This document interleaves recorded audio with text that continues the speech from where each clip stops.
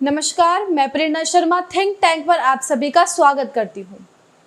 आज के इस वीडियो में हम बात करने वाले हैं कि देश भर में या देश के अलग अलग कोने में, कुछ हिस्सों में, कुछ राज्यों में जिस तरीके से सरकार लेकर आई है अग्निपथ स्कीम सेना में भर्ती को लेकर, जिस तरीके से पूरे देश में विरोध प्रदर्शन हो रहा है और विरोध के नाम पर किस तरीके से हंगामा हो रहा है, ट्रेनों में आग लगाई जा रही है, उसको लेकर चर्चा है। और क्या ये वाकई जो स्कीम लेकर आए हैं वो इतनी खराब है कि इसका विरोध इस तरीके से हो रहा है कि ट्रेनों को आग लगाई जा रही है, या फिर इसके पीछे कोई पहले से कोई आयोजित कर रहा है या प्री प्लान्ड ये पूरी प्लानिंग है। इस पे चर्चा करना आज बहुत आवश्यक हो गया है, क्योंकि जो लोग सेना में जाने की सोच रखते हैं, देश के लिए मर मिटने की सोच रखते हैं, क्योंकि वो तभी सेना में जा रहे हैं। सेना में लोग नौकरी करने नहीं जाते कि उन्हें सिर्फ सैलरी मिले, वेतन और भत्तों के लिए नहीं जाते। वो अपने सीने पर लिखवा के जाते हैं कि हमारा जीवन देश के लिए समर्पित है, हम देश की सेवा करेंगे, समाज की सेवा करेंगे, हम मर मिटने के लिए सेना में जा रहे हैं। तो जो लोग सेना में जाने की सोच रखते हैं, जज्बा रखते हैं, वो ट्रेन चला रहे हैं, दूसरी हरकतें कर रहे हैं, क्या ये वही लोग हो सकते हैं, वो सैनिक हो सकते हैं जो सेना में जाएं? आज इस प्रश्न का जवाब भी हम ढूंढेंगे अच्छे से, क्योंकि जिस तरीके से देश में ये सब हड़तालें हो रही हैं, ट्रेनों में आग लगाई जा रही है, ये बहुत ही शर्मिंदगी की बात है। किस तरीके से ट्रेन में भयंकर आग लगा दी गई है। क्या ये इस देश का भविष्य है? क्या इस देश का सैनिक कर सकता है जो सैनिक बनने की सोच रखता है? ये वो नहीं हो सकता। किस तरीके से ट्रेनों को बर्बाद कर दिया गया है, ये इस देश का सैनिक जो सैनिक बनने की सोच रखता है, क्या वो ऐसा कर सकता है? पुलिस को गोलियां तक चलानी पड़ गई, एक व्यक्ति घायल हो गया, उसकी मृत्यु हो गई। 8 कंपार्टमेंट और 2 ट्रेनों के जैसे बिहार में आग लगा दी गई। तीसरे दिन ये प्रदर्शन आज भी जारी है। क्या इस देश के सैनिक हो सकते हैं? आज ये सबसे बड़ा सवाल है हमारा कि इतना बड़ा हंगामा करने वाले वो लोग नहीं है जो हमारी सेवा के लिए है। जब हम ये कहते हैं कि किसी धर्म को लेकर किसी की भावना आहत हो जाए, पत्थर ले लेते हैं हाथ में, कानून हाथ में नहीं लेना चाहिए। तो हम स्टूडेंट्स की जो नाराजगी है वो समझ सकते हैं, क्योंकि जिन लोगों का मेडिकल क्लियर हुआ, जिन लोगों का फिजिकल क्लियर हो गया, जो वेट कर रहे थे सालों से, जिनकी एज भी हो रही है, सरकार को उनके बारे में सोचना चाहिए। उन लोगों को सीधा खारिज नहीं करना चाहिए। इसीलिए सरकार ने 21 से 23 साल उम्र अब बढ़ा दी है, 2 साल बढ़ा दिए हैं कि 23 साल तक हम आर्मी में भर्ती हो सकते हैं।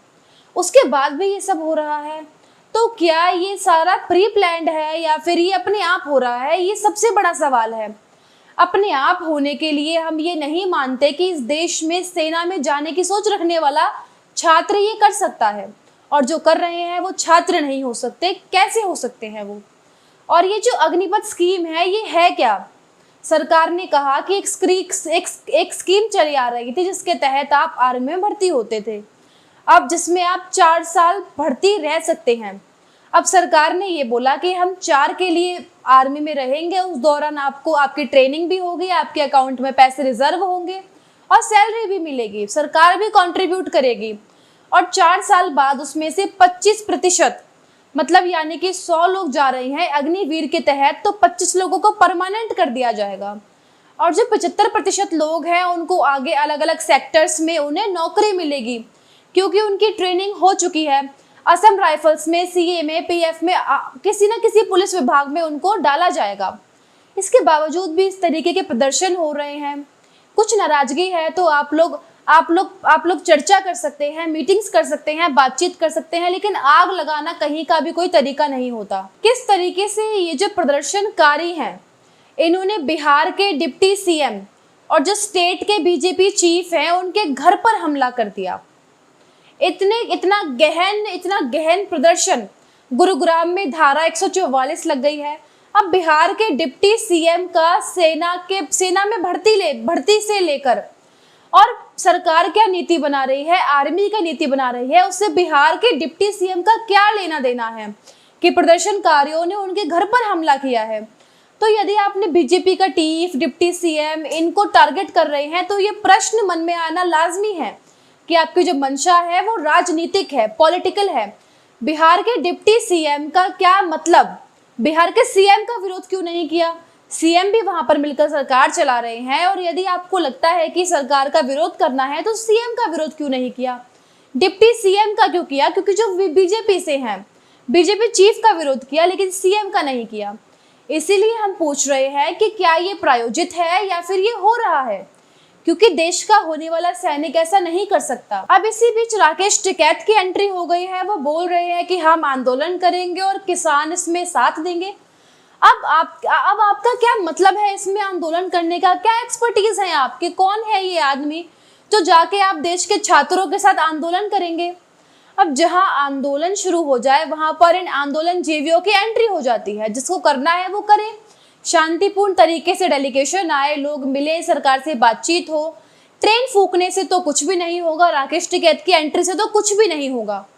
इन लोगों की एंट्री से ये पता लगता है कि ये क्यों हो रहा है, कि किस तरीके से ये सब प्री प्लान्ड है, माइंड गेम खेली जा रही है।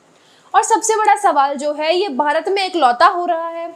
दुनिया के सारे सुपर पावर्स में ये होता है। अमेरिका का आपको एग्जांपल दूं, अमेरिका में 4 साल के लिए एनरोलमेंट होता है, उसके बाद 4 साल का रिजर्व पीरियड होता है, आपको ट्रेनिंग दी जाएगी, 4 साल करिए फिर रिजर्व में बैठिए, 4 साल बाद नीड नहीं है तो आप दूसरा काम कर सकते हैं। ये अमेरिका में होता है, जिसको सुपर पावर कहते हैं। चाइना में भी ऐसा होता है, चाइनीज में भी ऐसा ही होता है कि 3 साल में आप आर्मी रह सकते हैं, 4 साल में नेवी और एयरफोर्स में, वहां पर भी यही सिस्टम है।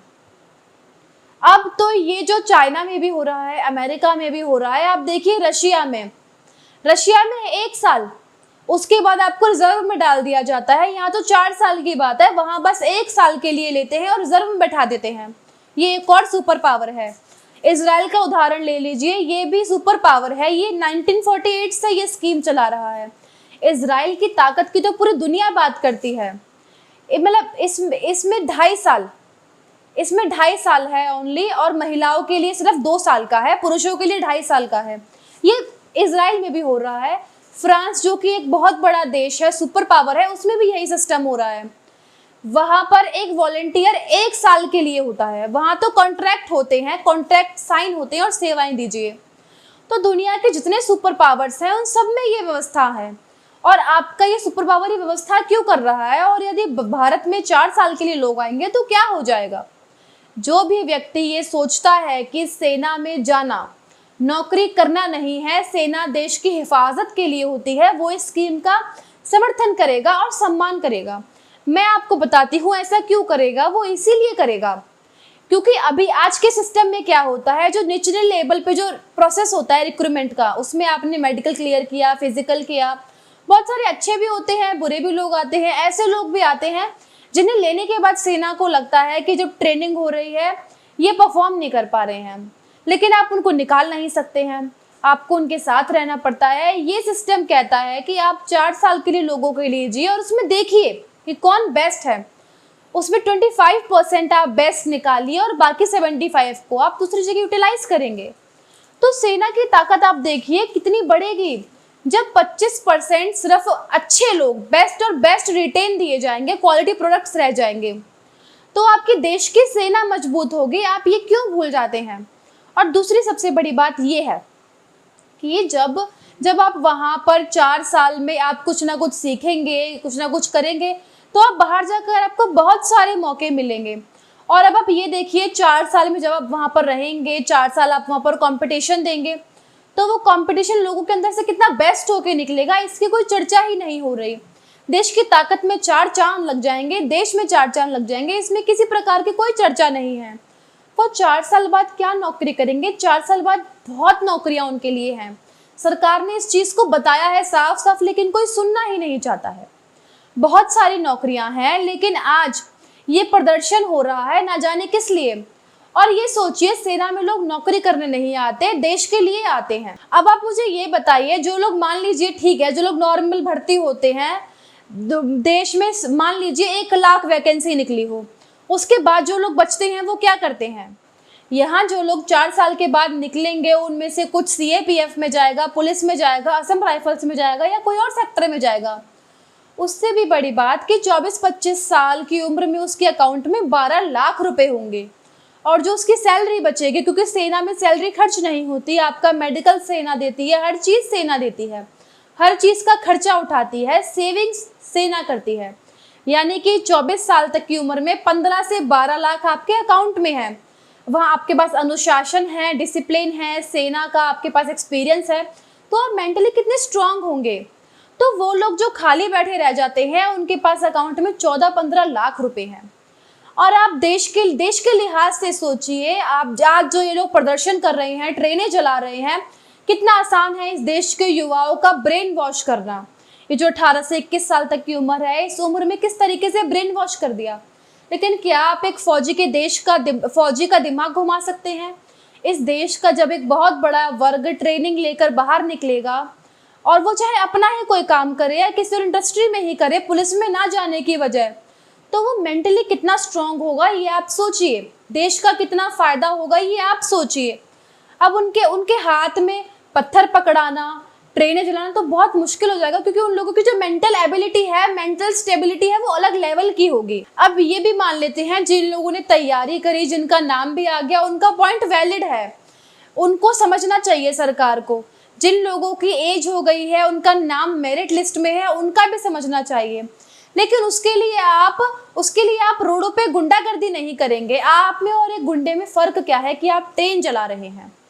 आप में और उस सैनिक में कुछ तो फर्क होगा। जो देश के बारे में नहीं सोचेगा, उसमें और आप में क्या फर्क रह जाएगा।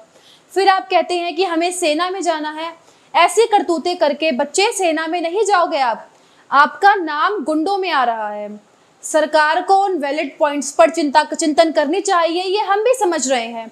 हमारे जैसे लोग जो ऐसी चीज़ों के बारे में लिख रहे हैं, बता रहे हैं, सुना रहे हैं, सरकार ने इसको देखते हुए एज लिमिट बढ़ाई अपनी, क्योंकि हम बार बार ये प्रयास कर रहे हैं कि सरकार बच्चों की स्थिति को समझे। लेकिन बच्चों को भी समझना होगा, छात्रों को समझना होगा कि रोडों पर निकलना कोई उदाहरण कोई रास्ता नहीं है। अब आप ये सोचिए, इजराइल, अमेरिका, बड़ी बड़ी सुपर पावर्स हैं, ये पागल हैं जो इन्होंने ये इतने बड़े बड़े स्कीम निकाल रखी हैं। इसके अपने अपने फायदे हैं। हमारी सेना, जो देश का यूथ होगा, उसमें क्वालिटी आ जाएगी, सेना में क्वालिटी आ जाएगी।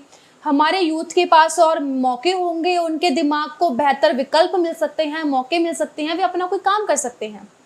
ये सारी चीज़ें हैं, और हर एक बच्चे को मौका मिलेगा देश के लिए सेवा करने का। जो सेवा करते हैं या यदि किसी तरीके से विकलांग हो जाते हैं, उनको वही सुविधा मिलेंगी जो सेना में लोगों को मिलती हैं। यदि आपको लगता है कि वो आपको नहीं मिलेंगी, तो उस पर आप लड़ाई लड़िए। अब लड़ाई का मतलब ये नहीं है कि आप गुंडागर्दी करें। आप आइए, बात कीजिए, सरकार से बातचीत करिए। ट्रेन जलाना, आगजनी करना, ये गलत है। ये वही चीज़ें हो रही हैं, पहले वाली सेम पैटर्न हो रहा है जो पहले हुआ था। हर चीज़ नरेंद्र मोदी के विरोध का जरिया मत बनाइए। ये देश हमारा है। हर चीज़ में विपक्ष ये देखता है कि किसी तरीके से देश सुलगता रहे। ऐसा लगता है कि किस तरीके दाल बन रही है और नीचे से आग लगाए जा रहे हैं।